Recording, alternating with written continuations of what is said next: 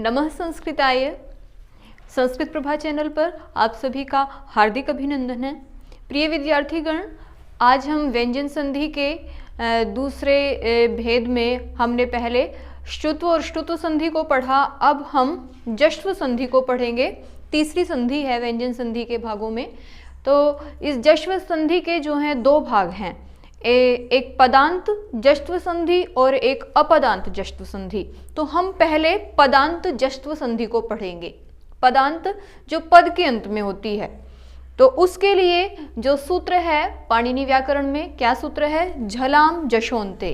देखिए, आप देख रहे हैं कि संधि में सहायक प्रत्याहार, कितना सहायक है प्रत्याहार का ज्ञान। तो यहाँ पे झलाम जशोन्ते, आपने प्रत्याहारों में झल प्रत्याहार पढ़ा और जश प्रत्याहार पढ़ा, उसी को लेकर के ये जश्व संधि बनी हुई है। उसी के अकॉर्डिंग इसका नाम भी है जश प्रत्याहार के, क्योंकि इसमें जश आदेश होता है, इसलिए इसका नाम है जश्व संधि। इसका अर्थ क्या है? वही कि आप इस बात को याद रखें कि षष्ठी जो विभक्ति है उसके स्थान पर आदेश होते हैं। जैसा कि आपने उसमें देखा, श्रुत्व संधि में सकार और तवर्ग के स्थान पर शकार और चवर्ग। इसी प्रकार से श्रुत्व संधि में देखा, वहां पर स्तोह षष्ठी था और सकार और तवर्ग के स्थान पर शकार और टवर्ग। ऐसे ही यहाँ पर झलाम अर्थात जो झल प्रत्याहार है उसके स्थान पर क्या आदेश होता है? जश आदेश होता है। आप कहेंगे कि झल प्रत्याहार में देखेंगे कितने वर्ण हैं? झ भ घ ढ ध ख फ छ ठ थ च ट त क प श श स ह। ये वर्ण है। कौन कौन से वर्ण हैं?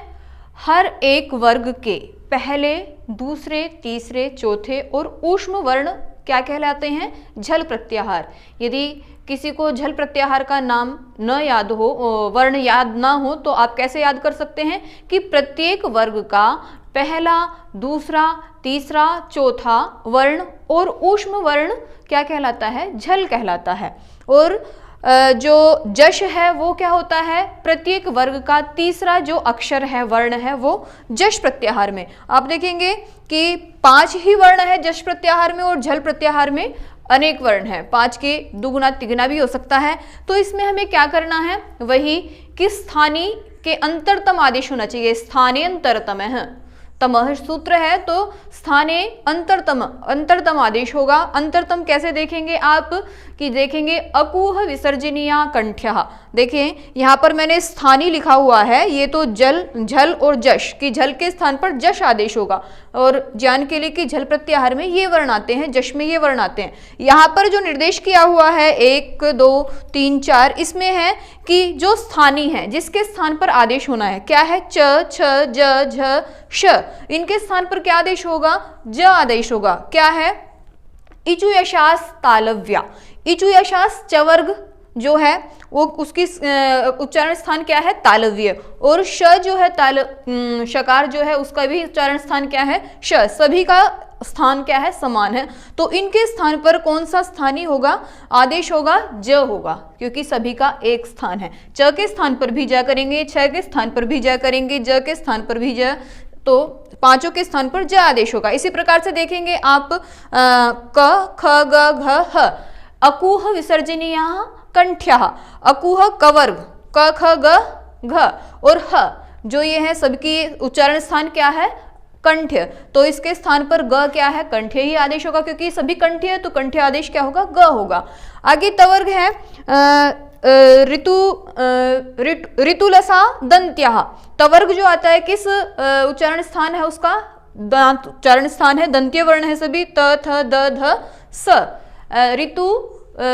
ऋतुलसा दंत्या, ऋतुलसा, तो उसमें लसा तो स भी क्या है? दंत्य है, तो दंत्य की जगह आया। आप सबको देख सकते हैं श ह स। इसी प्रकार से प फ ब भ, ये क्या है? उपूपधमानीयाः ओष्ठ्यः। जो हमारा पवर्ग है वो क्या है? उसकी उच्चारण स्थान क्या है? ओष्ठ है। तो यहाँ पर केवल प फ ब भ और उसके स्थान पर क्या आदेश होगा? ब ही होगा। आगे ट ठ ड ढ श, ये क्या है? ऋतु रसा मूर्धन्या। ऋतु रसा टू से क्या है? टवर्ग आ गया, ट ठ ड और श मूर्धन्य श। तो इनके सभी के श के स्थान पर ड क्यों होगा? क्योंकि श का स्थान भी मूर्धा है और ड का स्थान भी मूर्धा है। अब आप उदाहरण देखेंगे। अजंतः, अजंतः जो है हमारा संधि युक्त पद है और विच्छेद करेंगे हम। इसमें जो हमारी ये जश्व संधि के दो भाग बन रहे हैं, आप इसको उदाहरण को देखकर ही समझेंगे कैसे बन रहे हैं। इसमें कहा है कि जो दूसरा वर्ण होगा कि झल प्रत्याहार के बाद क्या आने पर अच हो या हल हो, कोई वर्ण हो या कोई वर्ण न भी हो, तब भी क्या आदेश हो जाता है, जश आदेश हो जाता है। तो जब कोई वर्ण न भी हो अर्थात अपदांत, तब क्या होगी, जश्व संधि होगी।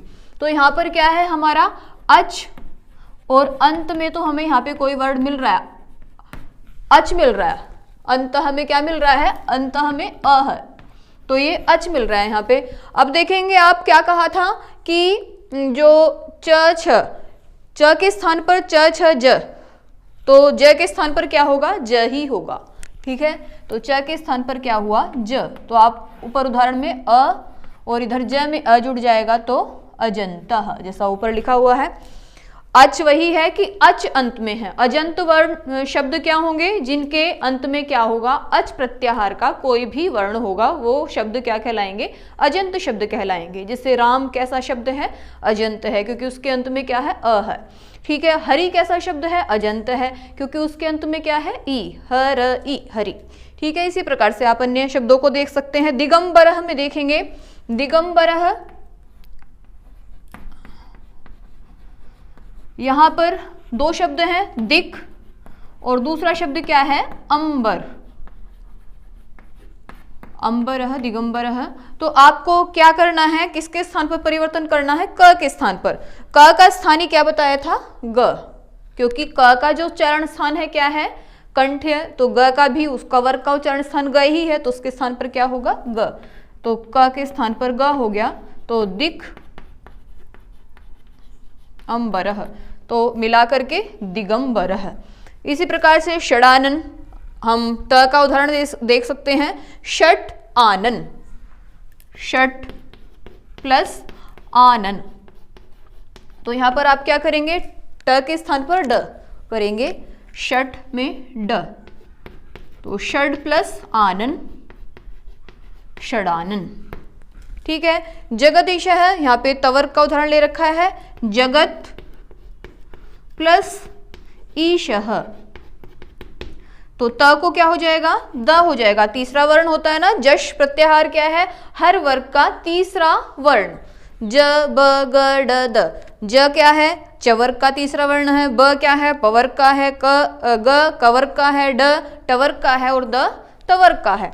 तो ये तीसरे वर्ण करने हैं, तो त वर्ग का तीसरा वर्ण क्या है, त थ द, और उच्चारण साम्य आप देख ही लिया, स्थानांतरतम है जगत, और इधर ईशः में मिल जाएगा जगदीशः। आगे है अब्जम, पवर का भी उदाहरण देखेंगे। अब्जम, अब्जम में देखेंगे आप प में क्या हो रखा है, ब हो रखा है, किसको हो रखा है, प को हो रखा है। अब कहते हैं जल को, तो अब जम, प की जगह क्या करेंगे हम, ब करेंगे। अब और जम क्या हो जाएगा, अब जम, अर्थात जल में पैदा होने वाला, अपसु जायते इति अब्जम। ठीक है, तो आपने यहाँ पे जश्व संधि के पहले भाग को सीखा। दूसरे भाग में क्या विशेष हो जाएगा, यहाँ पर आपको क्या मिला है कि वो क्या है, पद का अंत है। देखिए, षट एक पद है, ठीक है, आनन एक अलग पद है, तो यहाँ पे पदांत पद का अंत हो रखा है। दिख क्या है, ग क्या है, पद का अंत है। अच क्या है, पद का अंत है। च, जगत में त क्या है, पद का अंत है। अब जब में अप एक शब्द है, खुद एक पद है और उसका अंत क्या है, प है। तो यहाँ पदांत में क्या होगा, पदांत झल, और झल में आप सभी इन वर्णों को देख रहे हैं, च दिखाया, स्थानीय के ये सब वर्ण, इसके स्थान पर, झल के स्थान पर जश आदेश, जश में आप देख ही रहे हैं, वर्ग के तीसरे वर्ण जो हैं झल के स्थान पर आदेश रूप में होते हैं। अब हम दूसरा भाग देखेंगे इसी संधि के क्रम में ही, इससे जोड़कर ही। यहाँ पर हम झलाम जशोंते के साथ ही अपदांत संधि में किसको देखेंगे, मेन सूत्र जो होगा वो क्या होगा, झलाम जश झसी। तो आइए अब उसका अध्ययन करते हैं। जैसा कि मैंने अभी बताया कि जश्व संधि के दो भागों में दूसरा भाग जो है अपदांत जश्व संधि है, वो मैंने बताया था पदांत संधि थी। तो इसमें क्या है, आपको एक ही पद में क्या करनी है, जश्व संधि करनी है। वहाँ पर आपका क्या था, 2 पद थे, जैसे दिक् और अंबरः 2 शब्द हैं, और यहाँ पर देखेंगे जैसे क्रुद्ध एक ही शब्द है। तो झलाम जश झसी, मुख्य सूत्र क्या है इसका, झलाम जश झसी, थोड़ा सा ही परिवर्तन हुआ है, उधर था झलाम जशोंते, अर्थात पदांत झल के स्थान पर आपको जश आदेश करना है। ठीक है, यहाँ पर क्या है कि झल पद में पदांत नहीं बोला है, क्या है, झल वर्णों के स्थान पर, झलाम झल वर्णों के स्थान पर ही क्या आदेश होगा, जश होगा। कब, क्या दूसरे पद में आपको क्या मिलेगा, जो दूसरा भाग होगा, पर वर्ण क्या मिलेगा, झश। झश में कौन कौन से वर्ण आते हैं, झल में आपने देख ही लिए, लिखे हुए थे।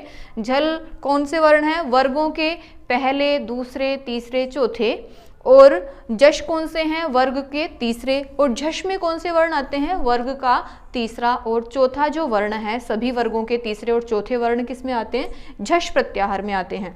जैसा कि आप एक बार बोल भी सकते हैं, जो झभय सूत्र है, घड़धश और जब गड़दश, इन 3 सूत्रों को मिला करके क्या बनेगा, हमारा झश प्रत्याहार बनेगा, और अंतिम जो इत्संजक वर्ण है उनको आप हटा देंगे। तो आप देखेंगे कि जो हमारा स्थानीय है उसी प्रकार से स्थानीय होगा। हमने यहाँ पर अब वर्गों के अनुसार लिखे हैं, पहले हमने बस जो हमारा वर्ग क्रम दे रखा था झल प्रत्याहार का उसी रूप से लिख दिए थे। अब यहाँ पर वर्गों के अनुसार लिखे हैं, पहले कवर्ग का है, फिर चवर्ग और टवर्ग, तवर्ग और पवर्ग।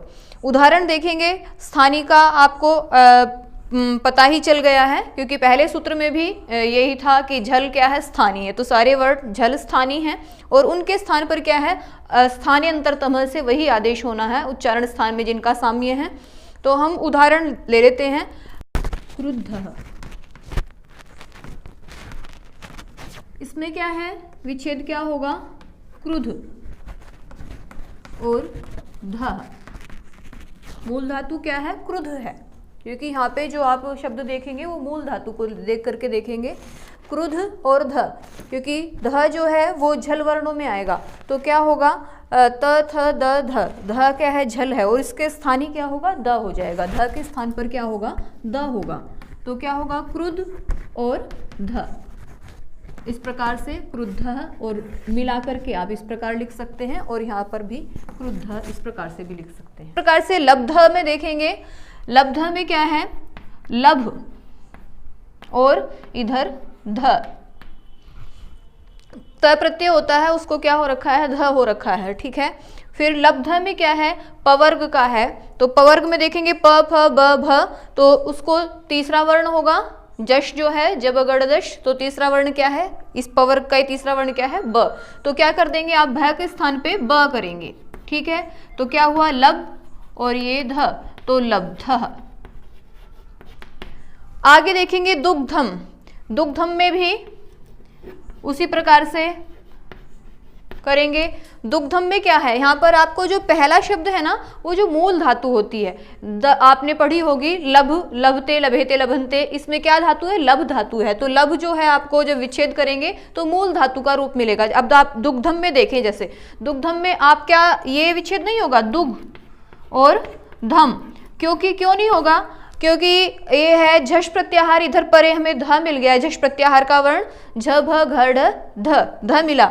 अब यहाँ पर ग जो हो रखा है वो क्या है, ग, और ग के स्थान पे ग, दुग कोई धातु होती नहीं है, दुग धातु कोई भी नहीं होती, इसलिए यहाँ पर ये क्या है, गलत है, विच्छेद जो है गलत है।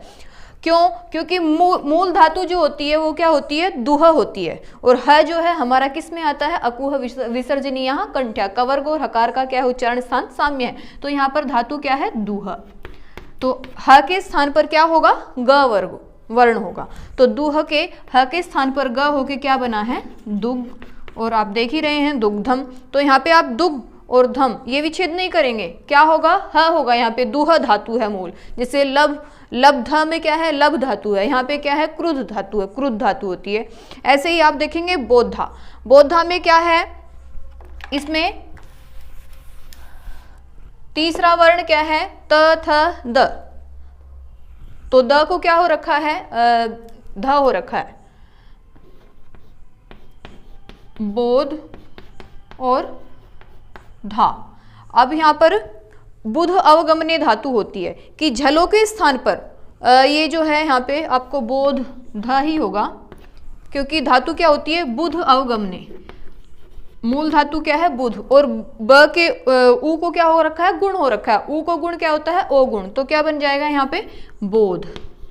ठीक है, और इधर ध ही है, तो यहाँ पे ध को क्या हुआ है, तीसरा वर्ण हुआ है द, जो हमारा झलाम जश झसी में जश आदेश हो रखा है, ध को क्या हुआ है, ध आदेश हुआ है, बोधा।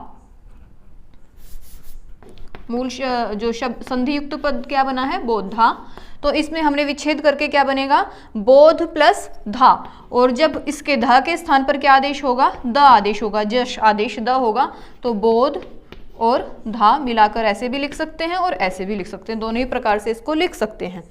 तो हमने इस जश्व संधि के दूसरे भाग को, अपदांत जश्व संधि को सीखा। इसका वही है मूल सूत्र, हमें ध्यान किस पर देना है, झषी, जो कि आपको बाद में जो वर्ण मिलेगा वो क्या मिलेगा, झष प्रत्याहार का कोई वर्ण होगा, पर क्या है, पद एक ही होगा। अब बुध से केवल हम किसी चीज को स्पष्ट नहीं कर सकते, बोधा एक शब्द बनेगा कि जो क्या करने वाला है, ज्ञान को प्राप्त करने वाला है, और लब्धः कि उसने प्राप्त कर लिया, लब्धा भी होता है। ऐसे ही क्रुद्धः कि वह क्रोधित हुआ, स क्रुद्धः जातः, वह क्रोधित हो गया।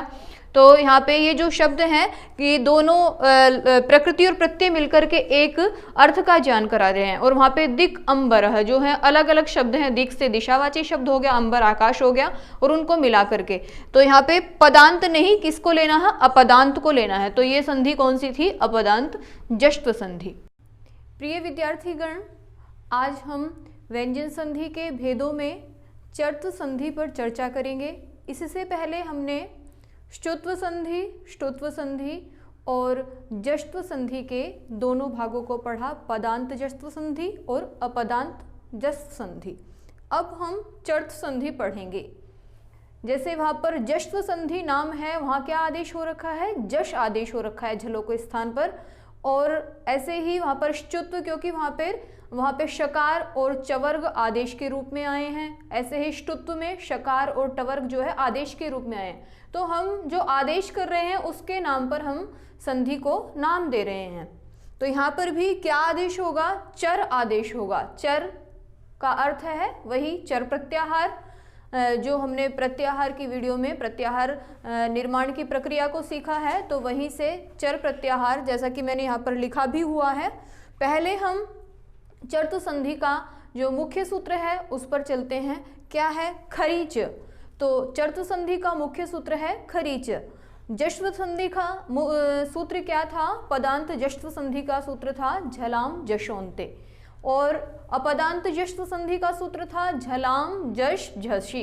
इसी प्रकार से खरीच जो है वो चर्त संधि का सूत्र है, और हमें जैसे झलाम की अनुवृत्ति यहाँ पर खरीचे के साथ भी लेनी है, और इसके साथ ही यहाँ पर केवल ये बताया खरी अर्थात खर प्रत्याहार का कोई भी वर्ण परे रहने पर वर्ण क्या होगा, खर प्रत्याहार का कोई भी वर्ण। तो च से हम किस किस की अनुवृत्ति लेंगे, झल की और चर की।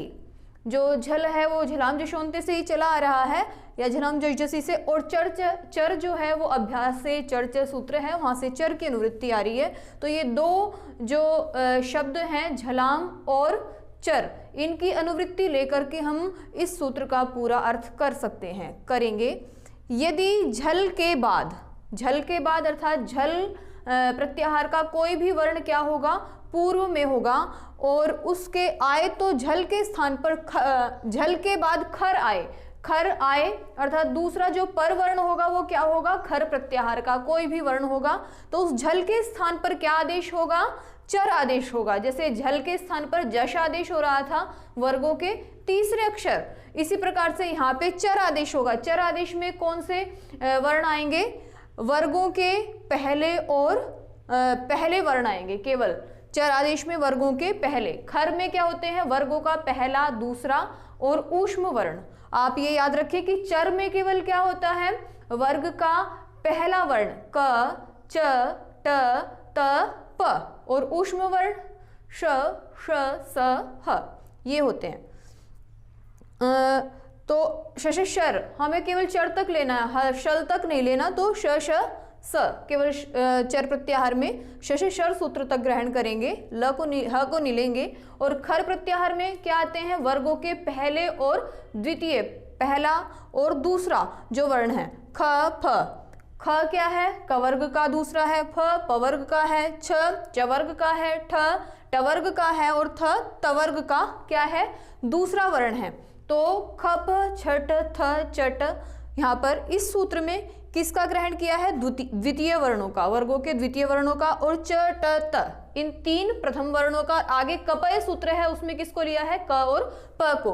और शशर जो है उसमें केवल जो शकार हैं, तालव्य, मूर्धन्य और दंत्य, इनको लिया गया है। तो आप इनको समझ करके कि झल प्रत्याहार में, जैसा कि हमने पीछे दोनों संधियों में, जस्व संधि में सीखा है, दोनों ही भागों में, कि झल क्या है, वर्गों के पहले, दूसरे, तीसरे, चौथे, केवल पंचम वर्ण को छोड़ा गया है। झल प्रत्याहार में किसको छोड़ा गया है, केवल वर्गों के पंचम वर्ण को छोड़ा गया है और ऊष्म वर्णों को भी लिया गया है। ठीक है, तो वर्गों के पहले, दूसरे, तीसरे, चौथे और ऊष्म वर्ण क्या है, झल प्रत्याहार में। तो पहला जो आपको संधि जो है पूर्व वर्ण और परवर्ण में होती है, तो पूर्व वर्ण में आपको क्या मिलेगा, ये सब मिलेंगे, पहला, दूसरा, तीसरा, चौथा, कोई भी वर्ण हो सकता है। और उसके स्थान पर आदेश क्या करना है, उसी वर्ग का पहला, जैसे च ट त क प श श, श के स्थान पर श ही होगा, श के स्थान पर स ही होगा और स के स्थान पर दंत्य स होगा। ख फ छठ, इनमें से कोई सा भी वर्ण, द्वितीय वर्ण होगा वर्ग का या प्रथम वर्ण होगा, वो आपको कहाँ मिलेगा, दूसरी पर वर्ण मिलेगा। जैसे यहाँ पर दिया, स्थानीय नाम दिया है इनको, झल हमने यहाँ पर लिखे हुए हैं, जो स्थानीय है वो झल है, जिसके स्थान पे आदेश करते हैं उसको क्या कहते हैं, स्थानीय। तो स्थानीय वर्ण क्या है हमारा, झल प्रत्याहार है। तो झल प्रत्याहार के वर्ण यहाँ पर हमने वर्गानुक्रम से लिख लिए हैं, क ख ग घ, ये झल प्रत्याहार का कोई भी वर्ण होगा पूर्व वर्ण। और आपको बाद में कौन सा पर वर्ण क्या मिलेगा, ख फ छ, इनमें से कोई सा भी मिलेगा और उसके स्थान पे आदेश क्या होगा, क आदेश होगा। इसी प्रकार से आगे आप देखें, चवर्ग में च छ ज झ, क्योंकि वर्गों के पहले, दूसरे, तीसरे, चौथे इनका ग्रहण किया गया है, तो ये इसके स्थान पे क्या आदेश होगा, च। और बाद में जो अक्षर मिलेगा परवर्ण क्या मिलेगा, ठ थ च। उदाहरण को लेकर के हम देखेंगे। इसी प्रकार से आगे भी यही परिपाटी है कि यहाँ वर्गों के क्रम से लिखा, वर्ग के स्थान पर क्या होगा, उसी वर्ग का पहला, क आएगा, क के स्थान पे भी पहला, ख आएगा तो ख के स्थान पे भी पहला होगा। जश्न संधि में क्या हो रहा था कि वर्ग का तीसरा, आदेश के रूप में क्या होता था, वर्ग का तीसरा वर्ण होता था, और यहाँ पर क्या होगा, वर्ग का पहला। ये अंतर हो जाएगा, ऐसे पहचान कर लेंगे हम उसकी। जैसे सत्कारः, आप देखेंगे सत्कारः, इसमें त जो है वो तवर्ग का पहला ही वर्ण है, क्योंकि आदेश रूप में क्या होना है, तकार ही आदेश होना है। और इसके स्थान पर कौन सा होगा, द, सद। मूल शब्द क्या है, सद, तो इसका विच्छेद क्या होगा, सद प्लस कारः। अब यहाँ पर हमें ये दो जो संधि नियम है उसके अनुसार देखते हैं। जो द है, देखेंगे त थ द, ये हमें झल में मिला। परवर्ण क्या है, परवर्ण क्या है हमारा, कार, तो हमें खर प्रत्याहार का कोई भी वर्ण क्या है, क जो है हमें खर प्रत्याहार में मिला, क में। और इसके स्थान पर आदेश क्या करना है, हमें द के स्थान पर त आदेश करना है, तो ये त आदेश है। तो खर प्रत्याहार में क मिला और उसके स्थान पर आदेश करना वाला जो है वो वर्गों का प्रथम अक्षर क्या है, द के स्थान पर क्या होगा, त होगा। तो सत्कारः, जो आप ऊपर भी देख रहे हैं। इसी प्रकार से अगला, ये तो तवर्ग का देखा। अब आप देखेंगे दिक्पालः। दिक्पालः में क्या है, का हो रहा है, तो क क्या है यहाँ पर, चरादेश हो रखा है, चर आदेश। चर में च ट त क प, वर्गों के प्रथम अक्षर। तो दिक जो है क्या है, वर्ग का प्रथम, क वर्ग का प्रथम अक्षर है। इसके स्थान पर जो विच्छेद करेंगे तो क्या है, दिग। तो दिग, यहाँ पर ग के स्थान पे क्या आदेश हुआ, वर्ग का प्रथम अक्षर क। और इनमें वर्ण साम्यता भी है, वही है कि ये क्या है, वर्गों के, जैसे अकुह विसर्जनीय कंठ्यः, क्योंकि उसकी भी क ख ग ये भी कंठ्य वर्ण है और इनके स्थान पर जो आदेश होगा वो भी क्या होगा, कंठ्य ही। आपको इस बात का ध्यान रखना है कि ये नहीं करेंगे हम क के स्थान पे च कर देंगे, क्योंकि इसका स्थान तो क्या है, अकुह विसर्जनीय कंठ्या, और चवर्ग का स्थान क्या है, इचु यशास तालव्या। तो हम कंठ के स्थान पर तालव्य आदेश नहीं कर सकते। जो हमें आदेश जिसके स्थान पर करना है वो स्थानीय भी कंठ्य होना चाहिए, और जो आदेश है वो भी कैसा होना चाहिए, कंठ्य होना चाहिए, इसलिए ये हुआ है। अब हम देखेंगे कि छेदव्यम, दूसरा उदाहरण क्या है, छेदव्यम। आपको जश्न संधि में और इसमें यह भेद करना है कि जो यहाँ पर आदेश रूप में हो रखा है वर्ण, वो क्या हो रखा है, वर्ग का प्रथम अक्षर, और वहां पे जश्न संधि में क्या होता है, वर्ग का तृतीय अक्षर। जैसे सज्जनः में देखा था आपने, वहां पर सज्जनः में क्या, सद और जनः, वहां पे सद द के स्थान पर क्या हुआ है, ज हुआ है, सद जनः क्या है, वर्ग का त थ द तीसरा अक्षर है, और सज्जनः च छ ज, आपको उसके अकॉर्डिंग देखना है आगे आपको क्या मिलना है, सज्जनः। मैं आपको यहाँ पे जश्न संधि पर ले जा रही हूँ थोड़ा सा भेद दिखाने के लिए, सद और ये क्या है, जनः। तो यहाँ पर झलाम जशोंते जो सूत्र है वो काम करेगा, क्योंकि सद एक अपने आप में वर्ड है, सद का अर्थ है सत्य, जो सद्दा वाला है, और जनः जो है वो अपने आप में एक वर्ड है।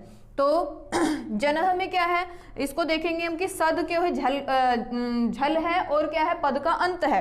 तो झलाम जश, झल के स्थान पर क्या आदेश होगा, द किस में आ रहा है कि वर्गों के पहले, दूसरे, तीसरे, चौथे वर्ण क्या होते हैं, झल होते हैं। तो त थ द ये वर्ग का कौन सा अक्षर है, द तीसरा, तो इसके स्थान पर क्या होगा, जश वर्ग का तीसरा होगा, इसको देख करके, जन को देख करके, क्योंकि इनका दोनों का कंठ है। तो सज्जनः यहाँ पे तो हुआ है तीसरा वर्ड, और यहाँ पर देखेंगे आप सत्कार में क्या हुआ, द के स्थान पर त हुआ है, खर, और इधर भी आपको क्या मिला है, दूसरी स्थिति है, यहाँ पर कार है परे, खर प्रत्याहार का कोई वर्ण मिलना है, और वहां पे क्या मिलना है आपको, झष प्रत्याहार का वर्ण मिलना है। तो थोड़ा सा बस इस चीज पर ध्यान देना है कि वहां पर तो आदेश रूप में क्या होगा, वर्ग का तीसरा अक्षर होगा, किसमें, जश्न संधि में, जश क्योंकि क्या है, वर्गों के तीसरे वर्ण है, और खर जो चर क्या है, वर्गों के प्रथम अक्षर है। तो यहीं पर भेद हो गया, वो प्रथम अक्षर है और वो तीसरा वर्ण है आदेश के रूप में। तो यहाँ पर छेदव्यम में क्या हो रहा है, त हो रखा है, ये क्या है, वर्ग का प्रथम अक्षर। तो आप देखते ही समझ जाएंगे कौन सी संधि है, चर संधि है। तो यहाँ पे क्या है, छेद, मेन धातु पे आ जाएंगे, क्योंकि जो मुख्य धातु है वो क्या है, इसमें छिद धातु है, छिद। तो छिद धातु से यहाँ गुण होकर के छेद बन गया, और ये तव्यत प्रत्यय है, यहाँ पर तव्यम बना हुआ उसका। तो यहाँ द के स्थान पर द देखेंगे किस में है, झल में है, द झल में है, और उसका प्रथम अक्षर क्या है, त, तो त आदेश हो गया द के स्थान पर। तो छेद और इधर तव्यम, ये छेदव्यम। लिप्सा, लिप्सा को देखेंगे आप, लिप्सा शब्द जो है इसमें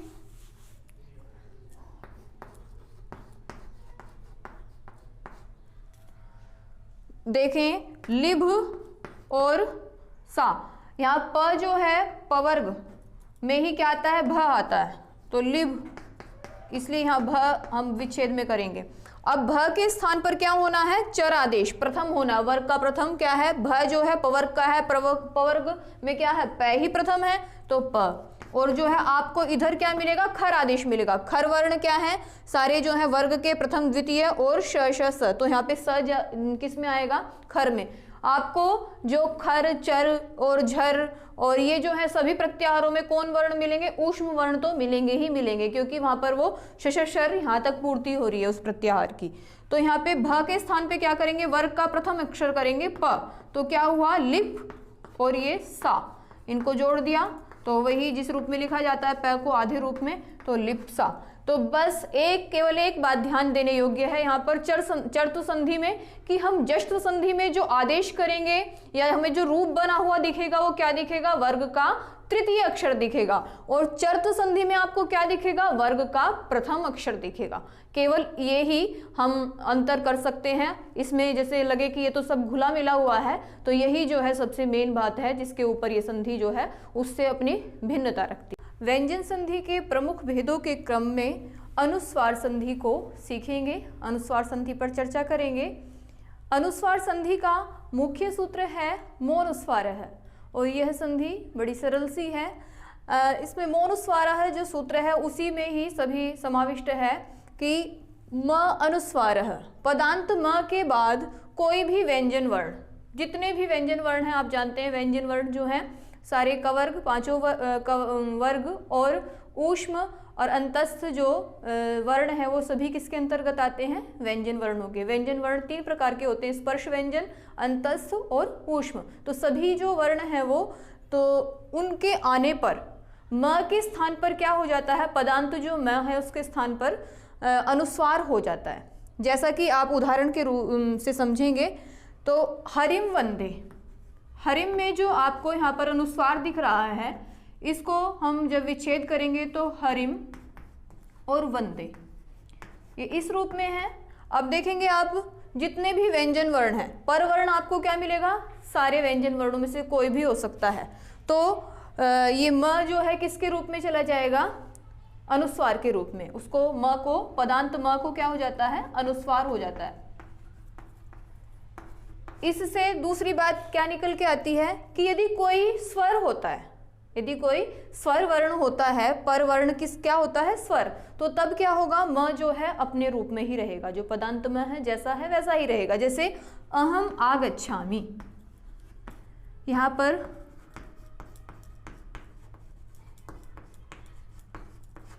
जो म है अहम का, वो किस रूप में ही रहेगा, अनुस्वार के रूप में, जैसे यहाँ लिखा हुआ इस रूप में नहीं रहेगा, वो अपने रूप में ही रहेगा, अहम।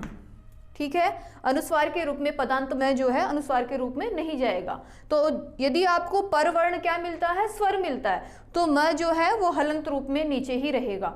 और यदि आपको कोई भी व्यंजन वर्ण मिलता है परवर्ण, तो जो हमारा पदांत म है वो कहाँ पे रहेगा, ऊपर रहेगा। इतनी बात समझनी है यहाँ पर कि यदि स्वर होगा तो म नीचे ही रहेगा हलंत रूप में, और यदि कोई व्यंजन होगा परवर्ण तो म किस रूप में रहेगा, अनुस्वार रूप में ऊपर ही रहेगा। इतनी सी बात है इस अनुस्वार संधि की। आगे हम इसके अगले भेदों में जो पर सवर्ण संधि है उसको पढ़ेंगे।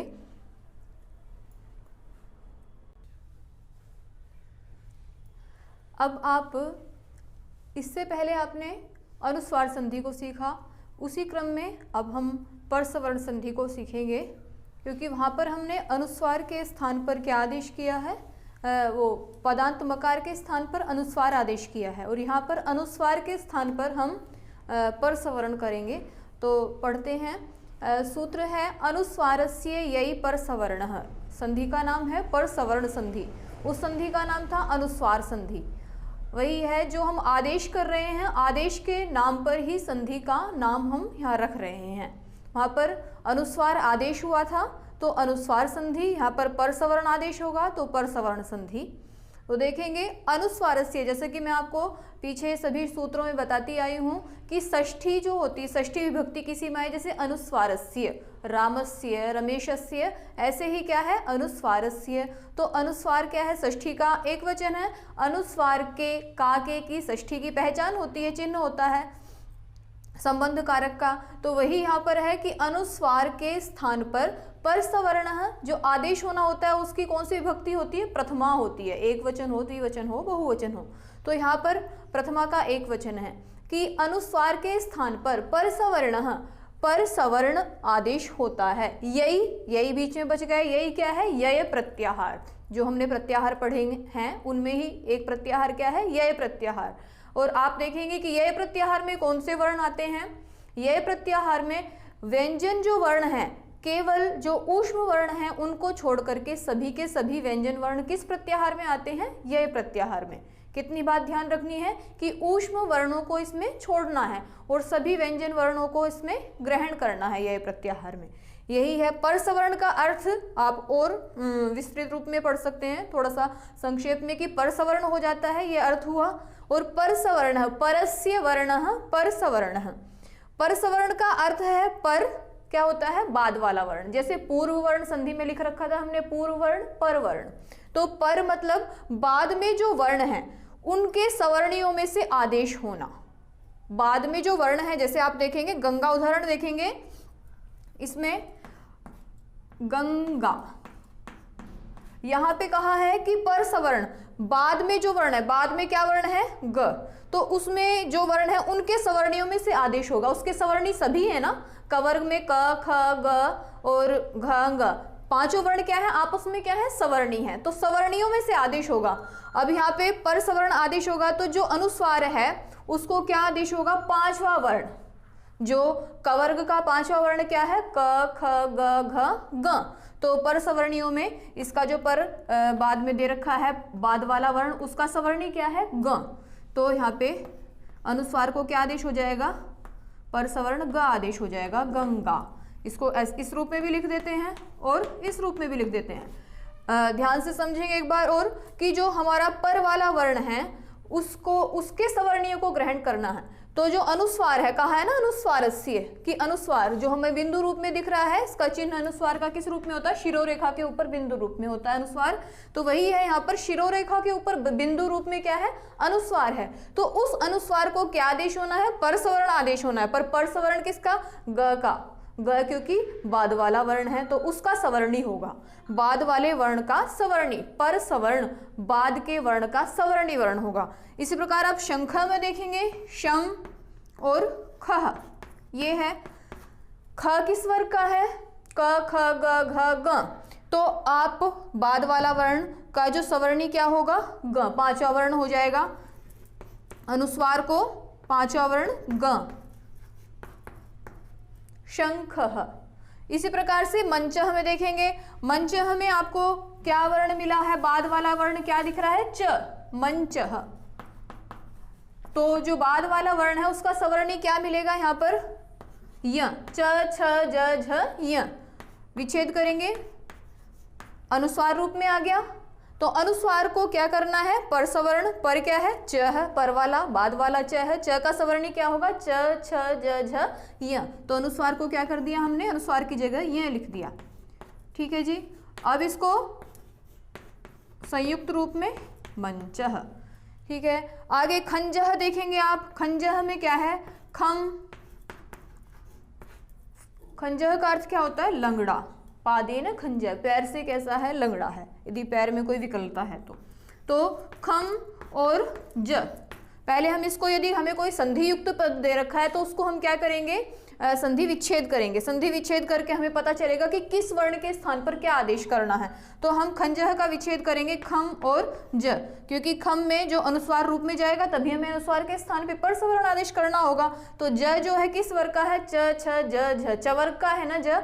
तो ज का पर सवर्णी जो होगा, सवर्णी जो होगा वो क्या होगा? य, च, छ, ज, झ, य। तो यहाँ पर हम अनुस्वार के स्थान पर य करेंगे, ख, य, ज। तो क्या होगा? खंज। इसी प्रकार से वर्गों के आपको यहाँ इधर यदि कोई भी क्या मिलता है? ये प्रत्याहार का कोई पर वर्ण मिलता है और पहला जो हमारा शब्द है उसका, उसमें क्या होगा? अनुस्वार होगा। तो अनुस्वार की जगह हम क्या करेंगे? बाद वाले वर्ण का सवर्णी करेंगे। ऐसे ही हमने यहाँ पर देखा चवर्ग का, कवर्ग का हमने गंगा और शंख को देख लिया, चवर्ग में मंचह को देखा, और यहाँ भी खंजह भी किसका है? चवर्ग का ही। अब देखते हैं हम घंटा। घंटा किसका है? ट, ठ, ड, टवर्ग का। तो घंटा में ग और ये है घ, ये अनुस्वार क्या हो गया? घ। तो अनुस्वार को हम क्या करेंगे? टवर्ग का पंचम वर्ण क्या है? ट, ठ, ड, ढ, ण। तो यहाँ पर अनुस्वार को हम ण के रूप में लिखेंगे। पर वाले के ट का सवर्णी हो गया न, और आधे ण को किस रूप में लिखते हैं? घंटा। क्योंकि संधि को कहते हैं ना विवक्षाधीन होती है, तो आपको घंटा इस रूप में भी लिखा मिलेगा और घंटा इस रूप में भी लिखा हुआ होगा कहीं कहीं पे। तो दोनों ही क्या है? शुद्ध है। ये हमारा संधि युक्त है और ये बिना संधि का है। इसी प्रकार से शांतः, शांतः और शांतः, इसमें क्या हो रखा है? अनुस्वार को क्या हो रखा है? न। क्यों हो रखा है न? क्योंकि त, थ, द, ध, न। पर जो है, पर क्या है? त है। तो त का सवर्णी क्या होगा? न। तो पर सवर्ण जो हुआ होगा वो आदेश है। आदेश का नाम क्या है? पर सवर्ण। बाद के वर्ण को पर सवर्ण नहीं बोलेंगे, बाद के वर्ण को तो यह प्रत्याहार का कोई वर्ण होगा। त का पर सवर्णी है क्या? न। इसी प्रकार से पंपा, इसमें पवर्ग का उदाहरण दे रखा है। पंपा को इस रूप में भी लिखते हैं और इस रूप में भी लिखते हैं। तो यहाँ पे अनुस्वार को क्या आदेश कर दिया? फिर वही पर सवर्ण आदेश कर दिया, प, फ, ब, भ, ब। तो हमने ये परसवर्ण संधि सीखी और वही अनुस्वारस्य यही परसवर्ण है। पूरा का पूरा सूत्र में ही जो अर्थ है वो समाविष्ट है, अनुवृत्ति की भी आवश्यकता नहीं है। यहाँ पर अनुस्वार को परसवर्ण आदेश होता है। यही यह प्रत्याहार का कोई भी वर्ण क्या हो, यदि पर वर्ण हो, दूसरे पद में क्या है, हमें यह प्रत्याहार का कोई वर्ण आदि में मिले तो यह प्रत्याहार मैंने क्या बताया था, जितने भी हमारे व्यंजन वर्ण हैं वो सभी किस में आते हैं, यह प्रत्याहार में। किसको छोड़ करके, ऊष्म वर्णों को छोड़ करके सभी जो वर्ण है व्यंजन वर्ण वो यह प्रत्याहार में ग्रहण किए जाते हैं। तो आप इससे पहले आपने अनुस्वार संधि को सीखा, बहुत सरल थी, और इसी प्रकार से परसवर्ण संधि भी क्या है, बहुत सरल है। आगे हम परसवर्ण का एक भेद और रह जाता है, उसको सीखेंगे।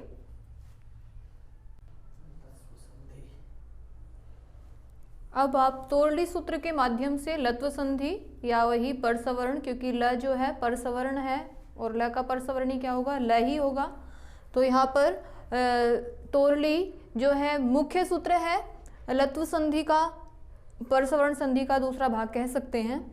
तो इसमें क्या होगा, यदि तोरली, वही बात हुई यहाँ पर भी, अनुस्वार से जैसे षष्ठी विभक्ति थी इसी प्रकार से तो हो ली, ऐसा विच्छेद करेंगे सूत्र का। तो आप सीधा सा अर्थ करेंगे कि तो हो अर्थात तवर्ग के, तू की षष्ठी विभक्ति क्या होती है, तो हो।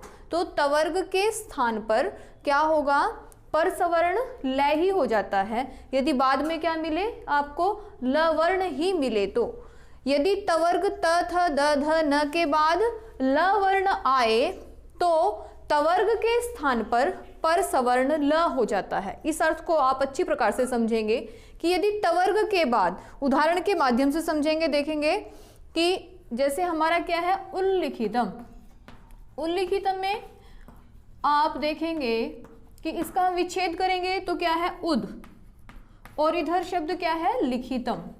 तो यही कहा है कि तवर्ग के बाद, तो तवर्ग में क्या है हमारा द वर्ण है, तवर्ग के बाद ल वर्ण आए, ली है ना, तो ली क्या है सप्तमी विभक्ति है, ली, ल वर्ण आए तो तवर्ग के स्थान पर क्या हो जाता है, तो हो, तवर्ग के स्थान पर क्या हो जाता है, ल वर्ण ही होता है, तवर्ग के स्थान पर ल वर्ण होता है। तो आप द के स्थान पर क्या करेंगे, ल, ल है, परवर्ण क्या है ल, तो ल का परसवर्ण क्या होगा, ल ही होगा, ल का परसवर्ण क्या होगा, ल ही होगा, और नहीं होगा ल का कोई परसवर्णी। जैसे हमें वहां पर तो वर्ग में क्या है एक दूसरे परसवर्णी हो गए, पर यहाँ पर क्या है ल का परसवर्ण वर्ण क्या होगा, ल ही होगा।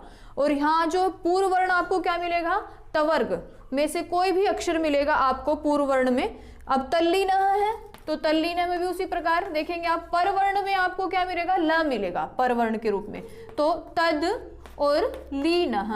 तो आप क्या करेंगे, द को क्या करेंगे, ल आदेश करेंगे, क्योंकि द भी किस में आता है, तवर्ग में आता है। इसी प्रकार उल्लेख में देखेंगे, उल्लेख में भी क्या है उद और लेख, ठीक है। तो द के स्थान पर भी हम क्या करेंगे, परसवर्ण ल ही करेंगे, उल्लेख। इस प्रकार विद्युल्लेखा में भी क्या है, विद्युत। आप जब हम रूप बनाते हैं संपद और विपद, ये शब्द जो है मूल में क्या है, दकारांत शब्द है, संपद और विपद। और जब हम इनका रूप बनाएंगे प्रथमा का एक वचन, तो इनमें जो खरीचे सूत्र लग करके वहां पर क्या होगा, नहीं वावसाने सूत्र लगेगा, वावसाने सूत्र क्या करेगा, खरादेश कर देगा, तो क्या हो जाएगा विपद। तो दो रूप बनते हैं विपद और विपद। तो आपको मूल जो शब्द है वो क्या है, विपद। आप कहेंगे कि यहाँ त क्यों नहीं हुआ, विपद भी लिख सकते हैं या उत भी लिख सकते हैं, नहीं, मूल क्या है, द है। जैसे विद्युत में आप दो देखेंगे, विद्युत और लेखा, तो यहाँ पर विद्युत तब होगा जब हम वावसाने सूत्र की प्रवृत्ति यहाँ पर करेंगे, तब ये क्या हो जाएगा, त हो जाएगा विद्युत। तो हमें करना क्या है, तवर्ग के स्थान पर क्या करना है, सीधी सी बात है, हमें तो लत्व करना है। तो द किस में आता है, तवर्ग में आता है, तो हम इसको ल का परसवर्णी क्या है, ल ही है, तो क्या कर देंगे, द के स्थान पर ल कर देंगे, तो क्या बन जाएगा, विद्युल्लेखा। और महान लाभ, इसको देखेंगे सभी, तो इनमें आपको द और त के उदाहरण मिल रहे थे, यहाँ पर क्या है, महान लाभ, महान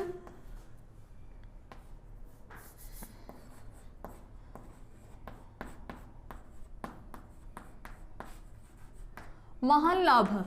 यहाँ पे क्या है, विच्छेद करने पर महान प्लस लाभ, तो वही कि पर वर्ण क्या मिला है आपको, ल, तो ल के अनुसार ही क्या है, तकार के स्थान पर क्या होगा, पर सवर्णी ल ही हो जाएगा। तो क्या हो जाएगा, न को क्या हो गया, तवर्ग का जो पंचम वर्ण है ना उसके स्थान पर क्या हो गया, ल, महालाभ।